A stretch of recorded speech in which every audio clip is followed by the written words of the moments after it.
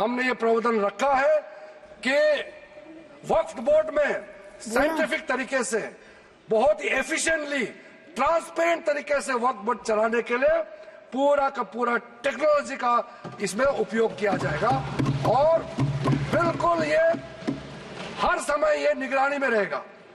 हमारा मंत्रालय से ओवरसाइट कंटिन्यूस मॉनिटर करते रहेगा। वक्फ प्रॉपर्टी का सारा प्रावधान ये प्रावधान किया गया है सर।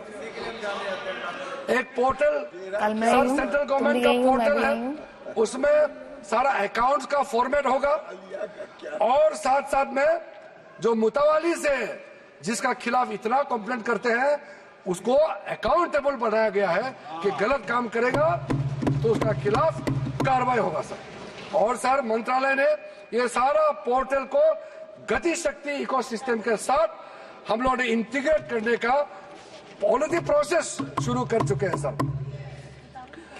सर एक बहुत महत्वपूर्ण जो मैं कहते हुए मुझे अच्छा लग रहा है, अब जो नया बोर्ड होगा सर सेंट्रल वक्फ काउंसिल और स्टेट वक्फ बोर्ड होगा, इसमें महिलाओं का रिप्रेजेंटेशन अनिवार्य हो गया है। महिला इसमें रहेंगे और इसमें मुस्लिम महिला और जितना अलग डिनोमिनेशन है बोहरास आगा खानीज और अदर बैकवर्ड क्लासेस अमंग्स मुस्लिम, इनको भी हमने बोर्ड में स्थान देने का निर्णय किया गया। अब हम लोग सब यहाँ मेंबर ऑफ पार्लियामेंट है। हमारा कॉन्स्टिट्यूंसी में हर धर्म के लोग हैं। अभी ये दादा बोल रहे थे कि मेरा कॉन्स्टिट्यूंसी में मुसलमान है क्या? मेरे कॉन्स्टिट्यूंसी में बहुत मुसलमान वोटर है। इसको बताइए।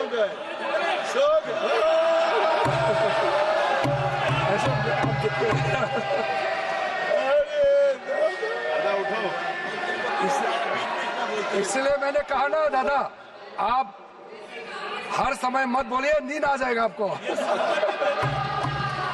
सर हम लोग सर जो महत्वपूर्ण बात मैं कहना चाहता हूं सर मैं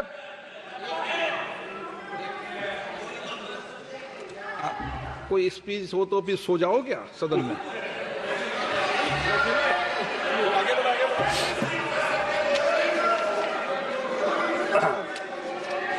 वो कल रात क्या कर रहे थे मैं नहीं पूछूंगा उसको। सर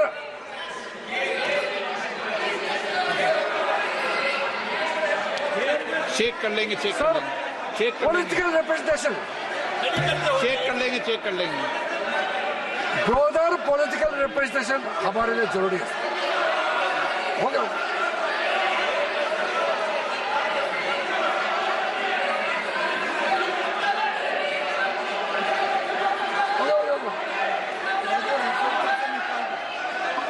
उसको निकाल दीजिए सर।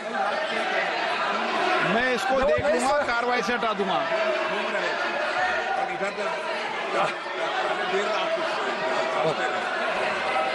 और आप पढ़ रहे थे, किताब पढ़ रहे थे, मैं क्या कर सकता हूँ? मैंने उसको कार्रवाई से हटा दिया है। प्लीज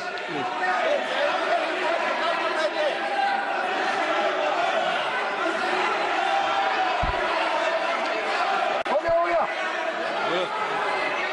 सर मैं पॉलिटिकल रिप्रेजेंटेशन के बारे में कहना चाहता हूँ। हम सबका कॉन्स्टिट्यूंसी में हिंदू भी हो सकता है, मुसलमान हो सकता है, क्रिश्चियन हो सकता है, बौद्ध हो सकते हैं, पारसी, सिख सब हो सकते हैं। इसलिए मेंबर्स ऑफ पार्लियामेंट को किसी भी धर्म से जोड़ना सही नहीं है। हमने ये नहीं कहा कि वक्फ बोर्ड में इस धर्म को लेके आना चाहिए, हम नहीं कह रहे। हम ये कह रहे मेंबर ऑफ पार्लियामेंट वहां मेंबर होना चाहिए। अब वो मेंबर ऑफ पार्लियामेंट अगर हिंदू है या अगर क्रिश्चियन है तो हम क्या कर सकते हैं? अगर किसी कॉन्स्टिट्यूंसी से किसी एमपी को चुन के भेज दिया by virtue of being member of parliament, अगर वो बोर्ड में मेंबर होता है तो क्या हम उसको चेंज कर देना चाहिए उसके धर्म को? ये एक बेसिक बात है सर। इसलिए सर ये बिना मतलब का ये इशू उठा रहे सर। उसके बाद सर अब मैं सर एक इम्पोर्टेंट एक बात बताना चाहता हूं, वक्त बोर्ड को अच्छा से चलाने के लिए वहां टैलेंटेड लोग चाहिए, जानकारी लोग चाहिए। ऐसे किसी को आप उठा करके किसी वक्त में मेंबर नहीं बना सकते हैं सर। इसके लिए जो रिकमेंडेशन हमको मिला है, हर कमेटी और जो जेपीसी से भी रिकमेंडेशन मिला है, मैं उसी को बता रहा हूं। Diversified talent pool, administrative skill वाला, जो जिसका अच्छा नॉलेज है, ऐसे लोगों को हम लोग बोर्ड में लाना चाहिए। अच्छे ऑफिसर्स को वक्त बोर्ड को मैनेज करने के लिए उनको ऑफिसर के हिसाब से वहां नियुक्त होना चाहिए। ये सब बातें हमने रखा है, ये सारा आपका रिकमेंडेशन है। हम बार बार आपको बता रहे हैं, याद दिला रहे हैं, आपका रिकमेंडेशन है, इंप्लीमेंट हम कर रहे हैं, आपको समझ में नहीं आ रहा है। और सर, खास करके जो बच्चे और महिलाओं के लिए हमने काफी ध्यान रखा है, ताकि कल को ये एक्ट पास हो जाने के बाद कोई मुसलमान बच्चे या महिला किसी तरीके से उनको इंसाफ मिलने से वंचित रह जाए, ऐसा नहीं होना चाहिए। इसके लिए ठोस प्रावधान हम लोगों ने यहाँ रखा गया है। और सारा जो वक्फ प्रॉपर्टी का जो प्रोसीड्स है, जो भी उसका इनकम होगा, ये सिर्फ मुसलमान कम्युनिटी का वेलफेयर के लिए ही खर्चा होगा। और हम चाहते हैं, जब मुसलमान समुदाय को हम लाभ पहुंचाना चाहता है, तो हम खास करके गरीब मुसलमान महिलाओं के लिए जो बैकवर्ड है, उनके लिए हम कह रहे हैं, आप लोग का हाथ छोड़ेंगे तो आप लोग तो कभी भी इनको कोई मदद देने वाला नहीं है इतने सालों तक। इसलिए हमको ये प्रावधान करना पड़ रहा है। अंत में सर, आदरणीय प्रधानमंत्री जी ने जो स्लोगन दिया है, हमारे एक मंत्र इस सरकार का है, सबका साथ सबका विकास। और ये कह रहे हैं कि मैं मुसलमान नहीं हूं, इसलिए इस बिल में मुझे नहीं बोलना चाहिए। ये तो बहुत आपत्तिजनक वाला बात है। क्या कोई मंत्री बनने के लिए, इस देश का किसी भी मंत्रालय को संभालने के लिए, क्या पर्टिकुलर एक धर्म का, जाति का होना चाहिए क्या? बार बार वो कह रहे हैं कि मैं मुसलमान नहीं हूं, इसलिए मुझे नहीं बोलना चाहिए। ये बहुत गलत बात उन्होंने कहा। मैं इसका आपत्ति दर्ज करना चाहता हूं। सर,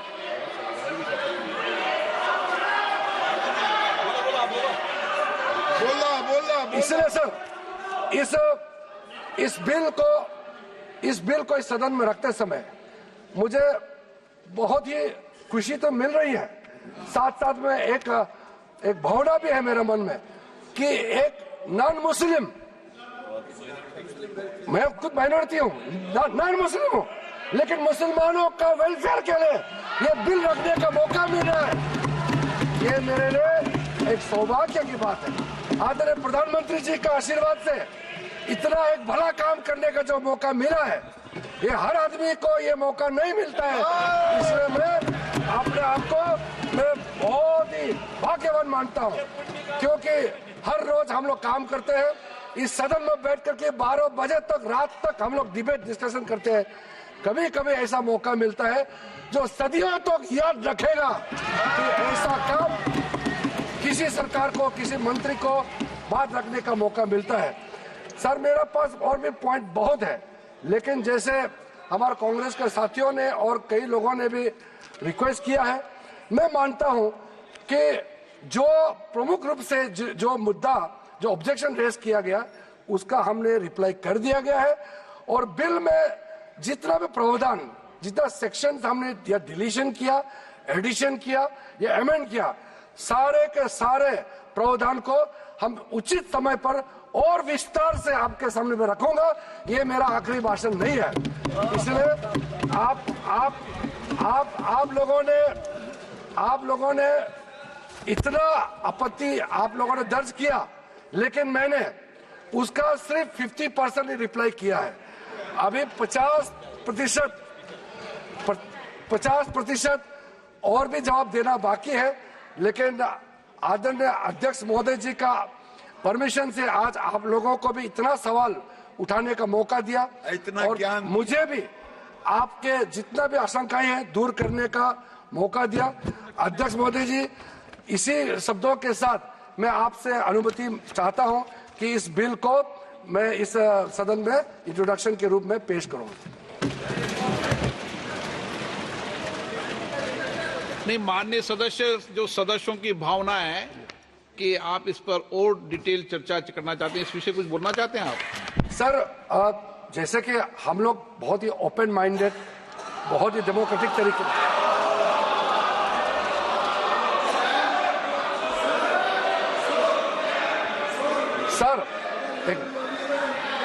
सर, ये जो इनका बर्ताव है, इसको देख करके मैं एक बात कहना चाहता हूँ। हम तो नए नए एमपी बन के आए थे, हम पीछे बैठते थे पुराने सदन में।